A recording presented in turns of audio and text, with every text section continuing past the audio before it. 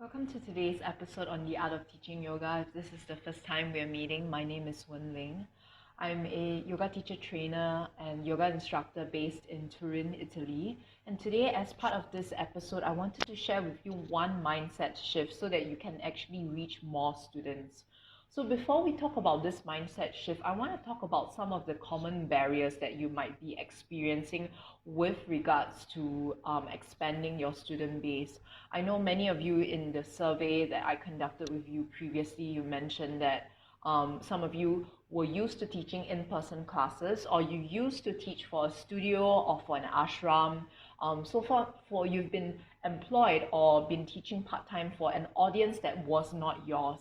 And this is probably the hardest as you are transitioning online. If you're starting to build a brand for yourself, you lack that connection with the students, and you don't have also that experience of doing marketing for yourself, for your own brand name, and therefore you're not so established. So I understand and I feel you, and it takes time to do these things. So this might be the first barrier that you're experiencing.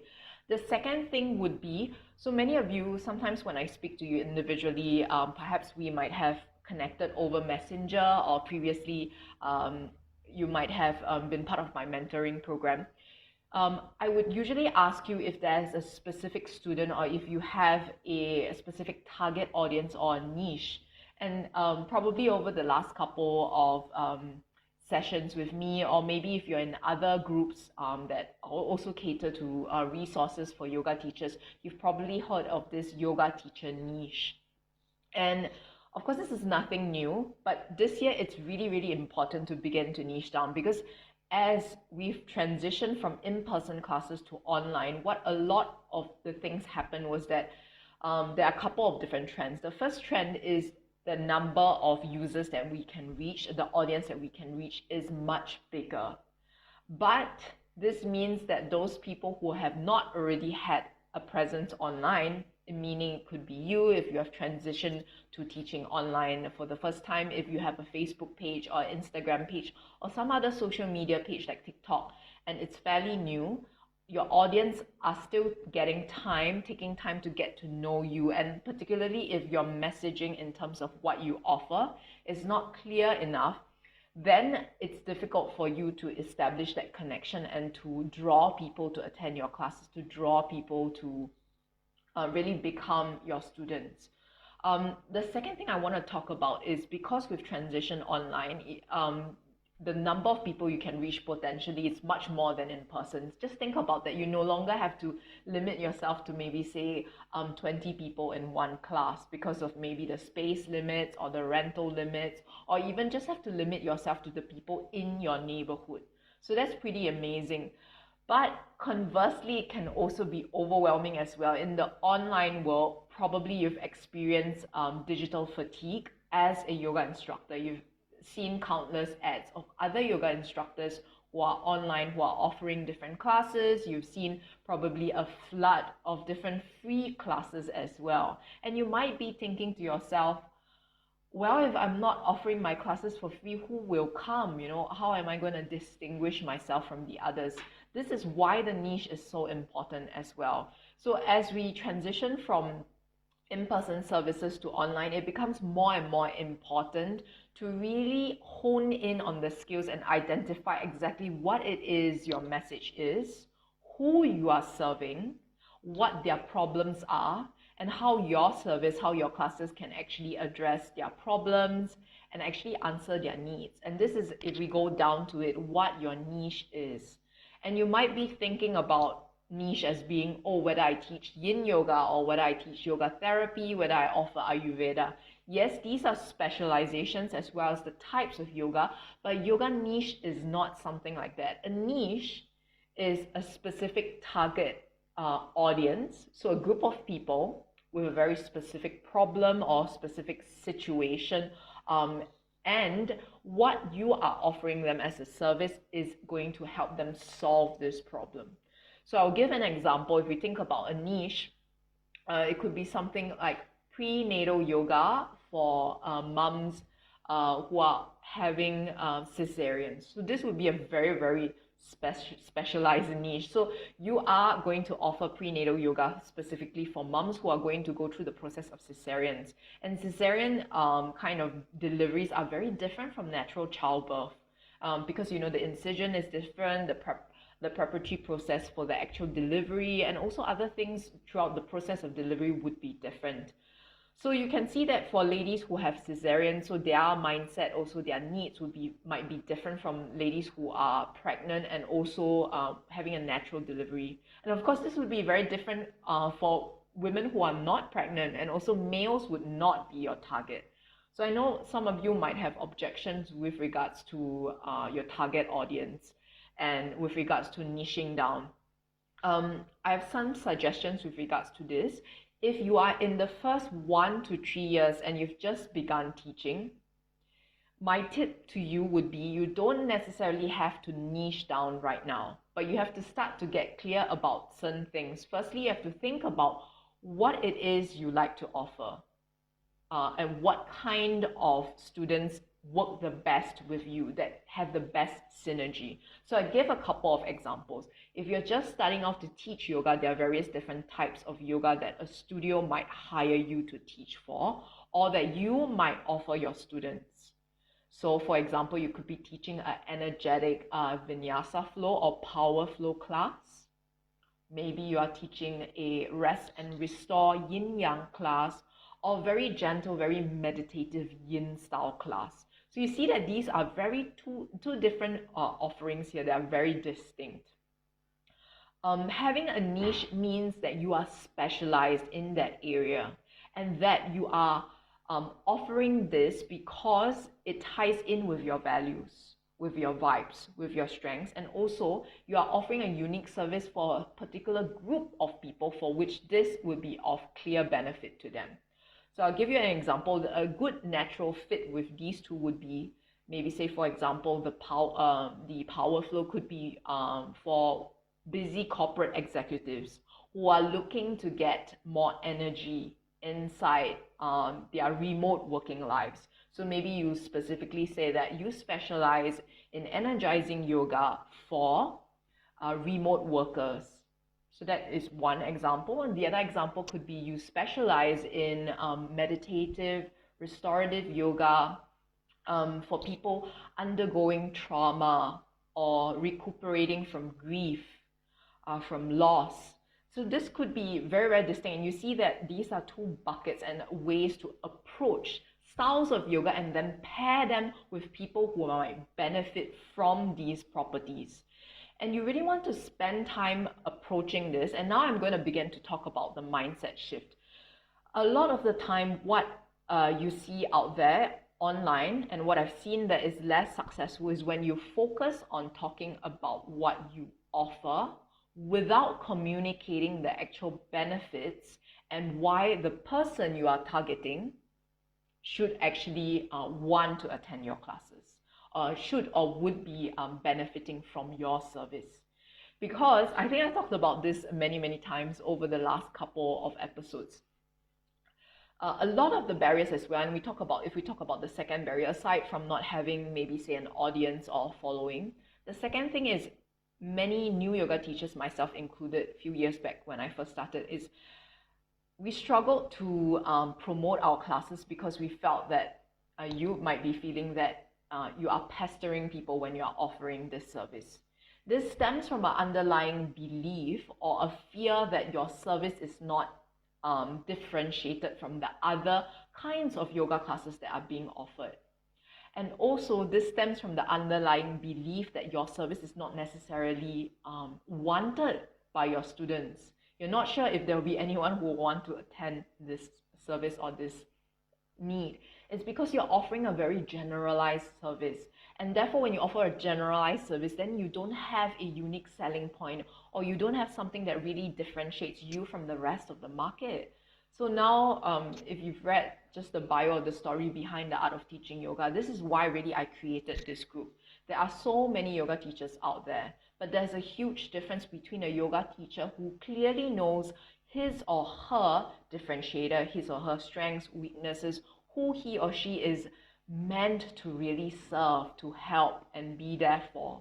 So I'll give an example. For example, as I have began teaching over the last couple of years, I've shifted from more energetic and very strenuous, very physical classes to a little bit more spiritual, more meditative classes, more flowy classes, very focused on cultivating mindfulness through movement.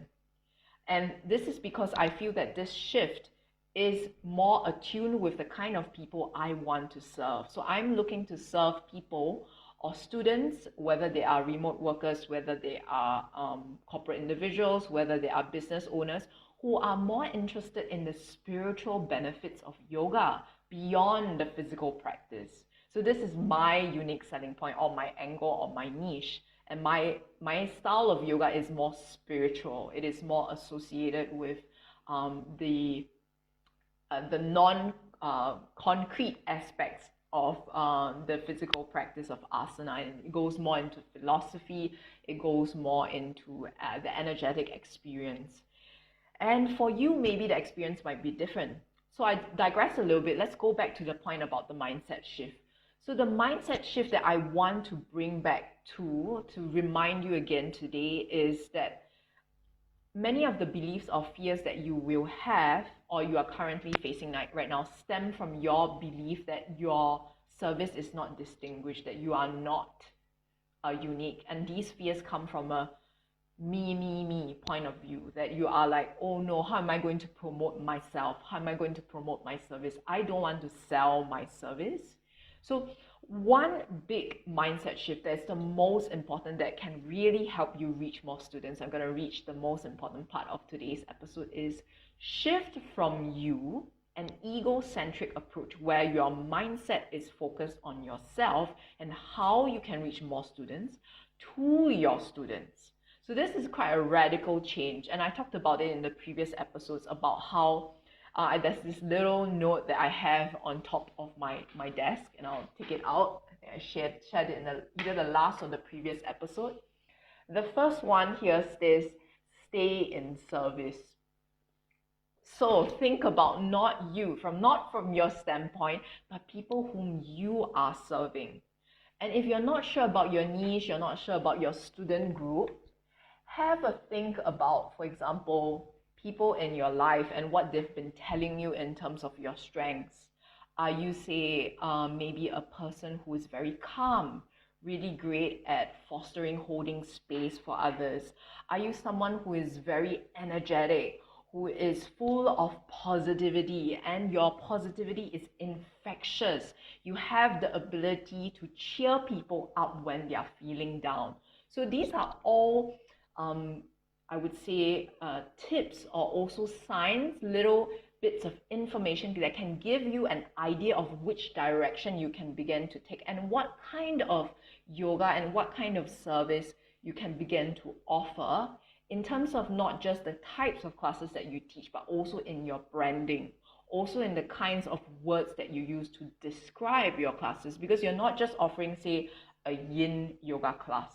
There are 500 yin yoga classes out there, and also so many free YouTube videos. Maybe you're offering a yin yoga class that specializes in maybe, say, increasing your immunity, to stay positive, to stay warm, to stay clear and confident through winter. And this is associated with your own experience having battled maybe, say, various immune system problems. So that's a very clear niche. Another example could be something like, if you are someone who is very energetic and you love arm balances, you love a strong class, you could be someone who offers a resilience or a strong, sweaty, challenging flow to uplift people who have been stuck at home, remote workers stuck at home, who want a boost of freedom through that connection in their bodies. So this description shouldn't come from you, but should come from the perspective when you look at your students. And it takes a radical shift, and it's a little bit of a radical shift. And if we talk about niching down by itself, this could be one whole training. But within this episode, if there's one thing I want you to take away, is to start to think about what direction you want to take. In the past, I mean, 20, 30, 50 years ago, it would have been enough to be the yin yoga teacher in your community. But right now, there might be 20, 30 yin yoga teachers. And right now, since we're online, there are so many yin, vinyasa, hot yoga, power yoga teachers. But you watching this video, you have a unique strength. You have a unique story. You have a unique experience. I'll share a little bit more about myself so that maybe you can understand. I have experienced, for example, a shift from a very strengthening, a very physical kind of practice to more internal and also more energetic. And because I'm Asian, I decided to explore some modalities and use it to fuse it into my classes. I offer a style of yoga called Qigong Fusion Flow. And I've been using that to carve my niche, which is very focused on this idea of tender discipline, on this idea of finding balance in life, in that strength with softness, in that rightful effort. And this is my niche because I use that and specifically focus on, say, working professionals who are living very stressful lives, women who are undergoing transition, for example. And I use this as a service that can help them to tide through this period, to remind them when they are being overly critical on themselves, that to come back to that state of compassion, because strength comes from not just the physical strength, but also your inner resilience, your inner emotional strength. So, but all this messaging and all these things come from the point of view of serving your students, of who is it in mind that I have that I want to offer this service to. So this is the mindset shift, and I'm going to repeat it again. It's as simple as this: remember to stay in service. And at the end of the day, go back to your intention, right? Coming back to the art of teaching yoga. I know starting off as a new yoga teacher, probably you would think, but I want to teach everyone. Yes, it is possible to teach everyone, but then it will be difficult, because if in your class you have both people who have undergone trauma, loss, injury, and then you have others who are looking for a workout, you're going to struggle to meet the needs of every single person. So firstly, already begin to let go of some things that don't gel well with you, and zoom in on a couple of different buckets or possible niches and possible specializations that you want to focus on. So right now for me, I've already let go of many things. I'm only teaching 2 styles of yoga, somatic yoga and Qigong Fusion Flow. I don't even teach Hatha yoga. I don't teach yin yoga anymore, because for me, it's not differentiated, these styles of yoga, unless you already have built a following. For a long time, you've been known in the sphere, or you have a very specialized kind of yin yoga class, then perhaps it would be possible to reach a large amount of students, or to gather and attract the right group. So if you don't already have that specialization, start to zoom in from that, and also think from the perspective of your students. Who is attracted to you? Who are your low-hanging fruit? We call this low-hanging fruit in marketing terms. And then think back to also if you've been teaching in-person classes, as well as for ashrams, for studios, for gyms, with which kinds of students and in which kinds of classes you've had the best connection, that you've taught the class effortlessly and it went so well, even though, for example, you put in a minimal effort, but you achieve maximum results. So this is what I mean by low-hanging fruit. And then that can give you a tip or an inkling as to what direction and what kind of students you might already naturally attract. And then start to map and think about these students. Are there any commonalities between these students in terms of, if there's a Venn diagram, so there are different circles. So one student is like this, maybe she is middle-aged, she is looking for weight loss, and maybe you have another group of students who are maybe, say, university fresh graduates who are really looking for a challenge, right? What is the overlap between these 2 groups of people? And then look for that sweet spot that is between these various groups of people that you already naturally attract. Think about what it is that you are offering them that draws them back to you, and that would give you a tip or an idea for the niche for how you can better serve your students. Remember, staying in service, or how can you better serve them? And also at the end of the day, of course, even though I mentioned to shift radically from yourself to others, you at the end of the day, come back to yourself. What are your own interests? Is there a specific style of class? Is there a specific tone of voice that you enjoy the most?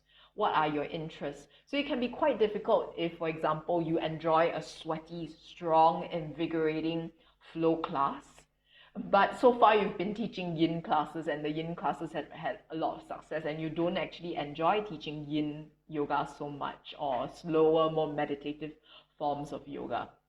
So there's also the disconnect there. You want to make sure there's synergy between your own personality, your own strengths, your traits, and also what you are offering to the world, so that when you offer it, you are satisfying not just your students, you're meeting their needs, you're helping to solve their problems, but also you are meeting your own desires, your own natural inclinations and your traits, so that this would form that perfect synergy.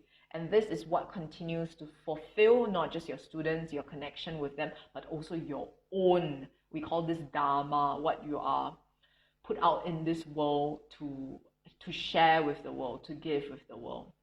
I'm going to have a quick look to see if any of you is tuning in and if you have any questions, right? In the meanwhile, if you do, please pop a comment in the comment box. Let me know if you're tuning in live. Would love to hear from you. Okay, there's a comment. Hi Rebecca, hello, welcome. Yeah.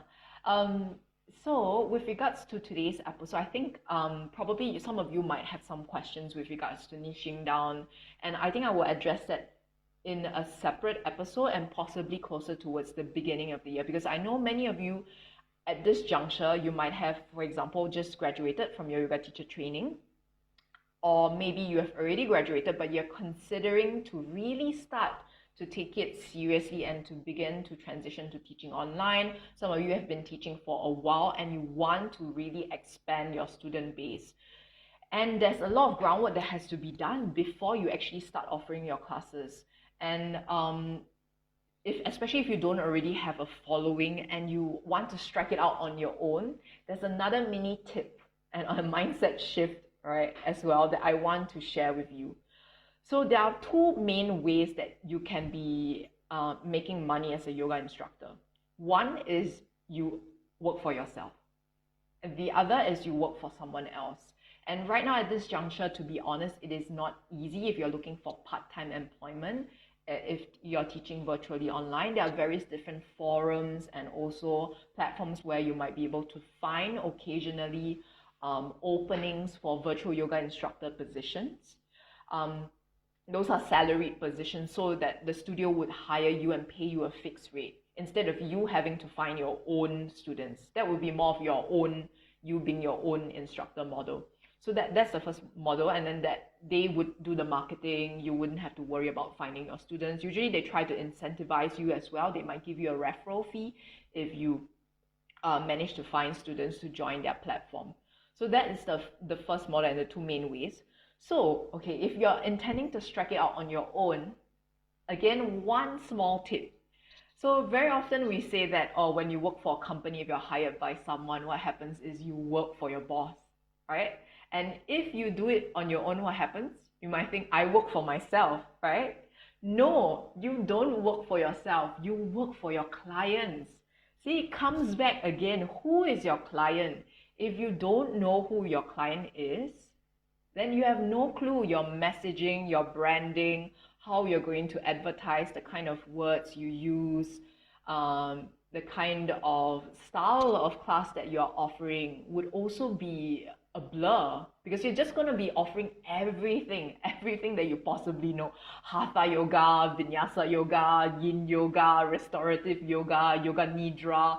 And I also want to talk about, before we reach the end of this episode, I want to talk about one small mistake.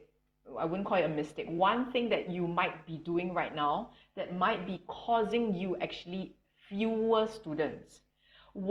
This one small thing is you might be offering too much. less is more.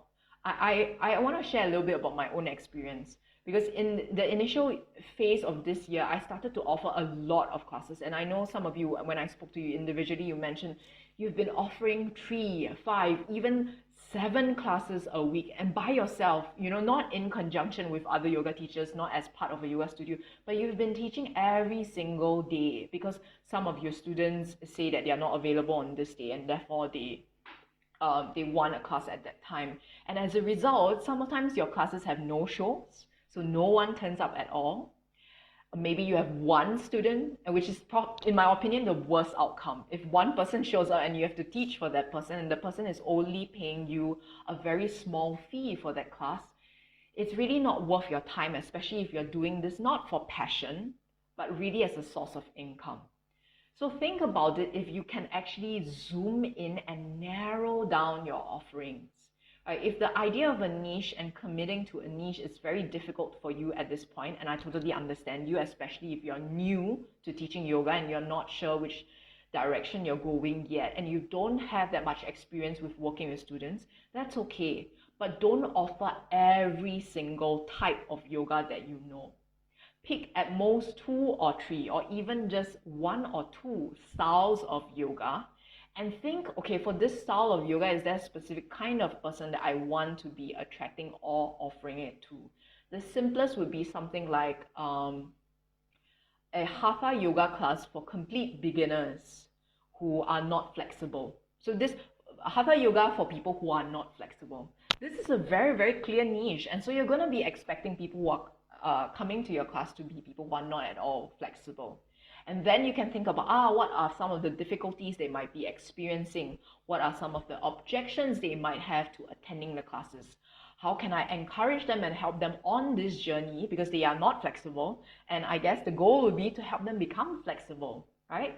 So when you really zoom down and narrow down the idea of who it is, and having a very clear picture in mind of who you are meant to serve, then you know exactly in terms of your service how you can frame the service, what aspects of the service to offer. And also, you don't have to offer this every single day. You can just say that, okay, for this specific group of classes, I'm only going to offer this 2 times a week, because that's it. You're not going to offer this every single day, because especially if in the beginning your audience is maybe say you have barely 10, 20 students. If you offer this every single day, the more choices you offer, the more dispersed the students will be. So some ways to get around this would be, you could offer people the option of joining in the class via recording and watching the replay if they cannot join in live. This way, you don't have to find a timing that matches every single person. And remember, you can't please every single person, and you're not meant to please every single person. You are unique. I talk about this in the Art of Teaching Yoga, and this is why I'm so passionate about this, because I care a lot about people, and I feel that every single one of us, we have the potential and unique gifts within us to share in the world.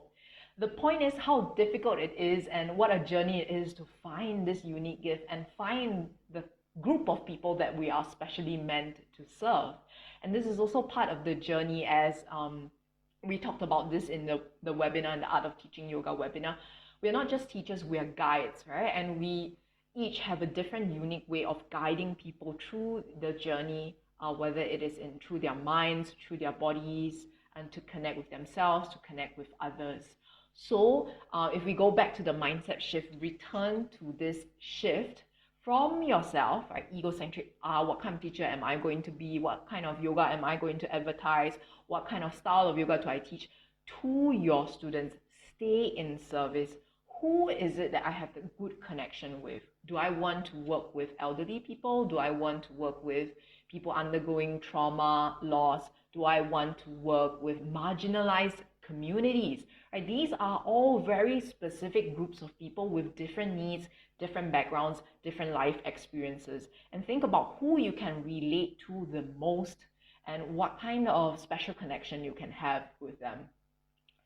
So I'm going to quickly check again to see if there are any comments.